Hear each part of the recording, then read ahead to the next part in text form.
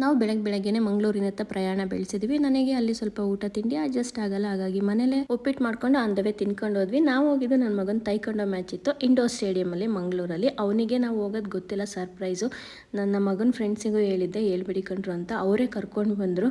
ನನ್ನ ಮುಖ ನೋಡಿದ ತಕ್ಷಣ ಅದು ಶಾಕು. 45 ಡೇಸ್ ಆಗಿತ್ತು ನೋಡಿ, ಬಂದು ಹಗ್ ಮಾಡಿಬಿಡ್ತು.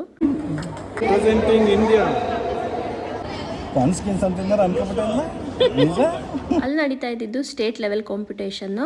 ಒಂದು 7ರಿಂದ 8 ಸ್ಕೂಲವ್ರು ಬಂದಿದ್ರು. 5 ವರ್ಷದಿಂದ 17 ವರ್ಷದವರೆಗೂ ಕಾಂಪೀಟ್ ಮಾಡಿದ್ರು. ನನ್ನ ಮಗಂದು ಇನ್ನೇನು ಸ್ಟಾರ್ಟ್ ಆಗ್ತಾ ಇದೆ.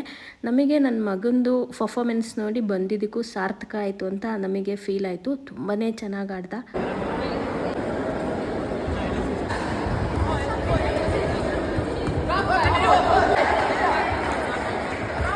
ಒಂದೊಂದು ರೌಂಡ್ ಆದಮೇಲೆ ರೆಸ್ಟ್ ಇರ್ತಿತ್ತಲ್ಲ, ನಮ್ಮ ಮನೆಯವರು ಎನರ್ಜಿ ಡ್ರಿಂಕ್ ಕುಡಿಸ್ತಾ ಇದ್ರು. ಅವ್ರದ್ದೇ ಕೈ ನಡುಗ್ತಾ ಇತ್ತು.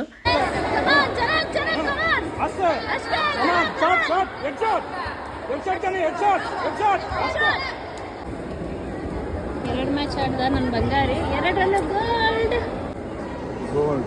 ನನ್ನ ಮಗನಿಗಿನ ಅವರಪ್ಪ ಭಾರಿ ಖುಷಿಯಾಗಿದ್ದಾರೆ.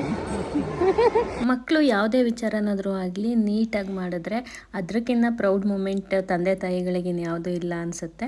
ಚೆನ್ನಾಗಿ ಫ್ರೆಂಡ್ಸ್ ಕೂಡ ಆಡಿದರು. ಇನ್ನು ನಾವು ಹೊರಡೋ ಟೈಮ್ ಆಯಿತು. ಬೆಳಗ್ಗೆಯಿಂದ 6 ಗಂಟೆ ತನಕ ಇದ್ವಿ. ಬೇಜಾರಾಯಿತು ಬರುವಾಗ, ಬಟ್ ಬೆಳಗ್ಗೆಯಿಂದ ಸಂಜೆ ತನಕ ಅವನ ಜೊತೆ ಇರೋ ಅವಕಾಶ ಸಿಕ್ತಲ್ಲ ಅಂತ ಅದು ಕೂಡ ಖುಷಿ ಆಯಿತು. ಹೊರಟ್ವಿ. Thank you.